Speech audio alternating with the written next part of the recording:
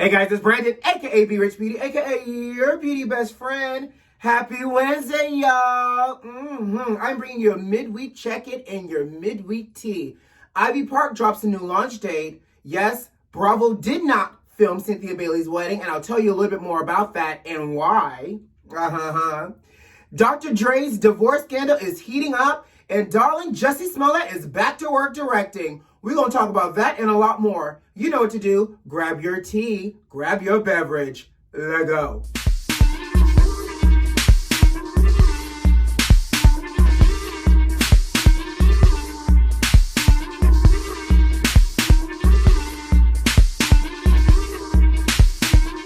How y'all doing out there? Darling, so Ivy Park, y'all know I always talk about Ivy Park and how I think it's a mythical unicorn because she announces, Beyonce always announces, oh, Ivy Park is dropping, and then we see everybody in Hollywood with some Ivy Park, and none of us common people can ever seem to get our hands on it. That's why I call it a unicorn, because it just slips through the crack. It's like unicorn dust. Anyways, Ivy Park on Instagram and Beyonce have both announced that Ivy Park will be dropping a new collection on October 30th. Now, it's called DRIP2. First of all, I love the name. Sounds super urban and all types of like urban fashion chic. I'm here for it. Yes. What is it called? Urban streetwear or street chic? Anyways, so how many of y'all are going to stay up on October 29th after midnight to get you guys some of that DRIP2? Now, here's the thing. Let's be real beauty bestie, because we know how this goes in the past. 1, the website always crashes at 12:01. 2, everything sells out in the blink of a Peter Pan eye.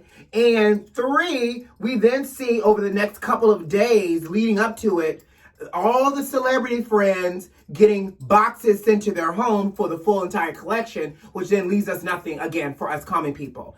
I'm going to be really upset, though, that if I stay up after midnight, because you know I'm old, mature, that if I stay up past my bedtime and this DRIP2 is ugly, I'm going to be real pissed off. Even if it is ugly, at least let me get 1 or 2 pieces so I could try to incorporate it into an outfit, into a look, and try to serve you Ivy Park realness.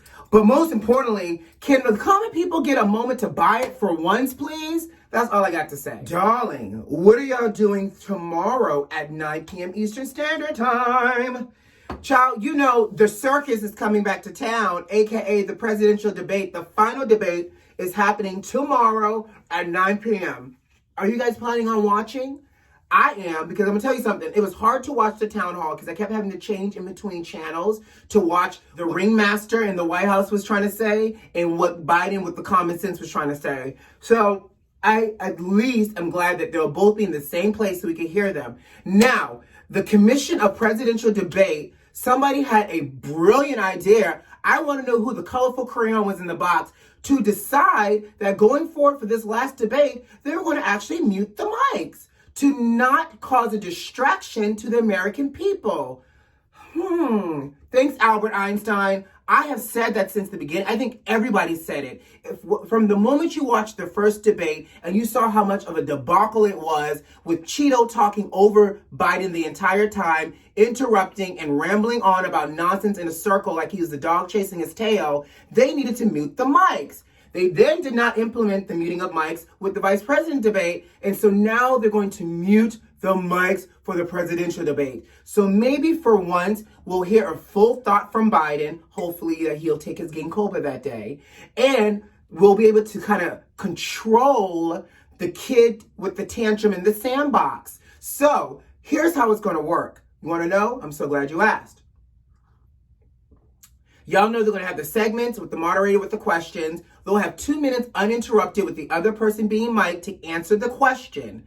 Then they'll have mic'd, uninterrupted chances to make the rebuttal. And then both mics come off and it's a free-for-all. So hopefully, again, we'll get a clear picture of what's being said without the tangent from the orangutan in the White House.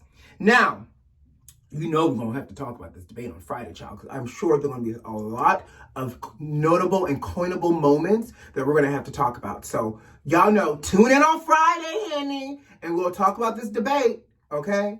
All right. So, you know I discussed on Monday that Cynthia Bailey had this beautiful wedding that I still feel some kind of way because I wasn't invited to, and that Bravo wasn't filming it. And I was still trying to figure out, like, what, how do we want to see this storyline play out? Because again, that's all really Cynthia Bailey has to offer right now is her wedding and her love storyline, which I'm here for, Black love. But, you know, people still want to see the in and out of the wedding, especially since her first failed marriage to Peter Thomas was televised and well done, you know, when her sister and her mom hid the marriage certificate. Yeah, that marriage was documented for Bravo. Gorgeous, because again, she gives a good old wedding, honey. So good news. So actually, let's back up first. So Bravo did not film, and here's why. Apparently, this wedding was originally supposed to take place outside. People could properly have social distance, and, you know, it's outside. Well, because of Hurricane Delta, I guess Cynthia and Mike had to move their wedding indoors, and that's where Bravo used some common sense. It was like, yeah, now your wedding is indoors, and you have over 200 guests. It's not safe for the cast and the film crew to be there. So Bravo put the film crew health and priority and well-being first. Good job, Bravo, because again, common sense, indoors, 200 and something guests. Now, don't get me wrong. They said Cynthia had temperature checks at the door. People had to wash their hands before they walked into the venue. And apparently, you had to submit your COVID negative test results 5 days before coming to the wedding. Now, granted, those are all great precautions, but still, indoors with over 200 people, yeah. So Bravo said, nah, sis, we good. We're not filming you indoors. So they did not film at the last minute. Now, we may be in luck, though, because apparently Cynthia had her own camera crew there that filmed everything. I guess Bravo's going to use that footage in order to give us that footage during this upcoming season for Real Housewives of Atlanta. Because, again, I was nervous. I was like, wait, we heard all about the Bachelorette drama, and we saw everything leading up to this wedding, and you wasn't about to give us this wedding? So I'm glad that Cynthia hired her own camera crew to do the same thing. Child, this change of weather got me so scratchy today in my throat. Let me take a sip real quick. No, it's not the Rona. It's just the change in seasons. So speaking of housewives, have y'all been following the drama between Monique Samuels and Candace Dillard from Real Housewives of Potomac? Oh, it's so good. Now, y'all know this season, Monique dragged Candace. They got into a big old actual physical altercation during an episode where they were arguing. Candace goaded and gaslit Monique, and by saying, what you gonna do, Monique? You gonna drag me? You gonna drag me, Monique? And Monique reached across like the Grim Reaper of Death herself and grabbed her by the wig and pulled her down to that table, child. All you saw was a hand, some hair, a wig. And the housewives trying to break it up along with the producers. Glass was broken. Candace was left looking disheveled and distraught.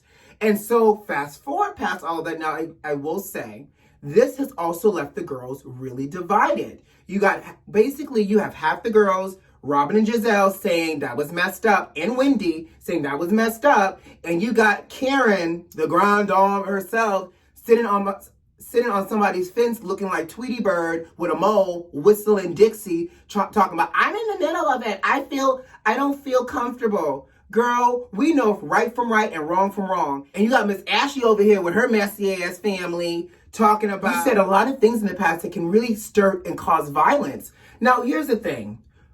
What is it? Sticks and stones may break my bones, but words will never hurt me.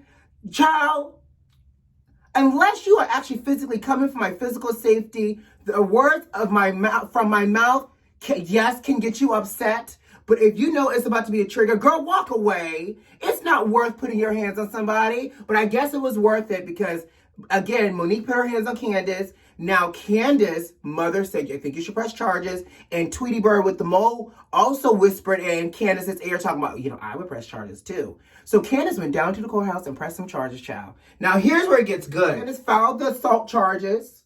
And now Monique, who says she wasn't remorseful, is talking about she wants to apologize to Candace, and Candace don't want to hear it. I wouldn't want to hear it either, heifer. This happened over a year ago, and you just now want to apologize to somebody? But most importantly, she's saying that Candace did not want an apology, but Candace wanted millions, and that her lawyers threatened to sue for millions based off of this physical assault. Well, apparently, grab that tea, Monique also filed a counterclaim as well against Candace, and now apparently both claims have been thrown out of court. Child, you gotta leave it to these reality girls, honey, to get the courts involved, and it even gets messier even with the courts being involved. So the courts have thrown out both their claims, and now their lawyers are saying that they hope they can work this out, partially because they have to work together. We'll see how this turns out. But most importantly, Monique still has yet to give Candace a proper apology. Ciao.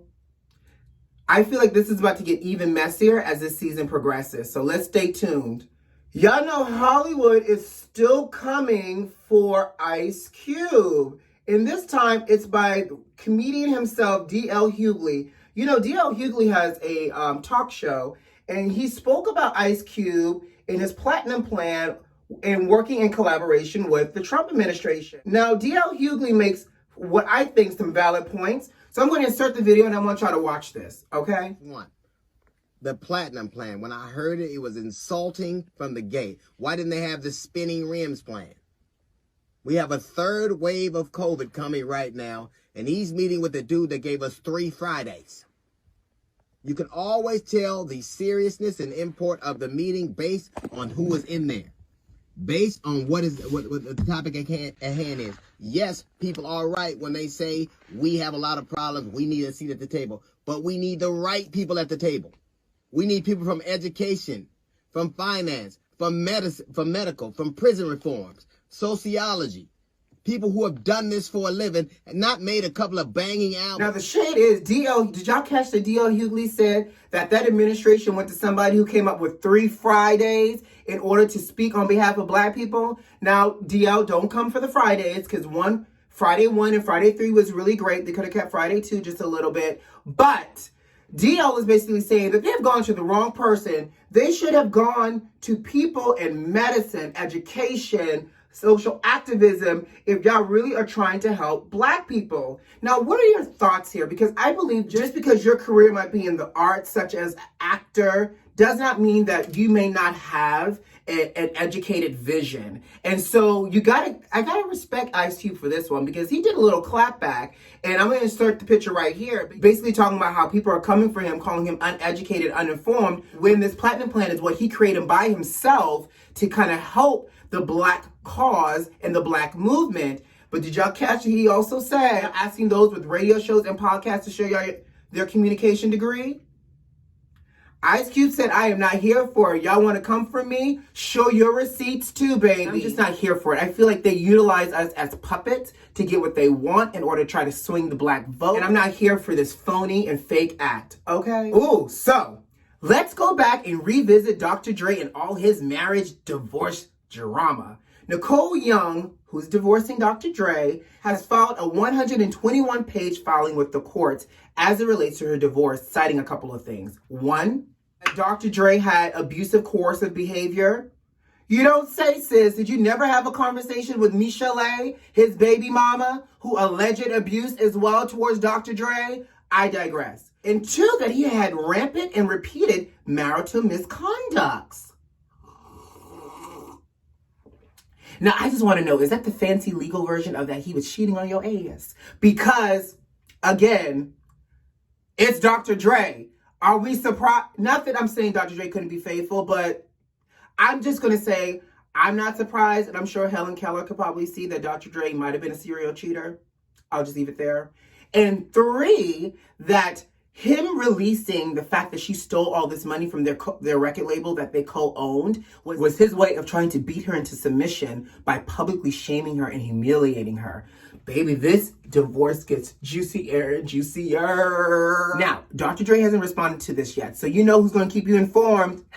Your beauty bestie. And last but not least, my sis Jussie Smollett is back in the game. He is directing a new movie called B-Boy Blues that's filming currently in New York. So y'all know, honey, that Jussie has been under a rock and living in a cave for the last couple months and the last year, ever since his whole Chicago hate crime drama that the kids are still saying that he made up allegedly. And I hope that he did not make this up, and I hope that he really is innocent, but he's still battling that Chicago drama. But I guess because he hasn't been able to get no on-camera TV roles, honey, he said, I'm going to dust off my directorial skills and we're going to produce and direct this movie. I love B-Boy Blues. It's a novel written by James Earl Hardy. I remember reading this novel so many years ago, and it's a beautiful story. And it's almost like a coming-of-age Black story, same gender-loving Black story between a journalist and a bike messenger set in the early 90s in New York. It's so good. If you never read this book, it's such a good read. And I think anybody part of the LGBT community, it's worth it because you don't get a lot of Black on Black stories. And also the inner workings of what it means to be coming of age as a Black gay man, especially back in the 90s, right? So I'm happy to see that Jussie is actually working again and working on this movie. Some great notables that are going to be starring in this movie, though, honey, is Lettucey. Yes, Pieces of Me, Lettucey herself is starring in this.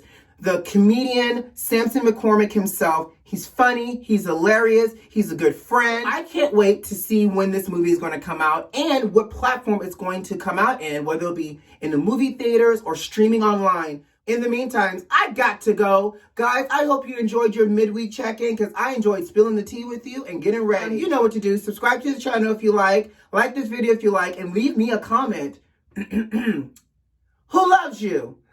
I do. I'll see you on Friday. Enjoy. Bye.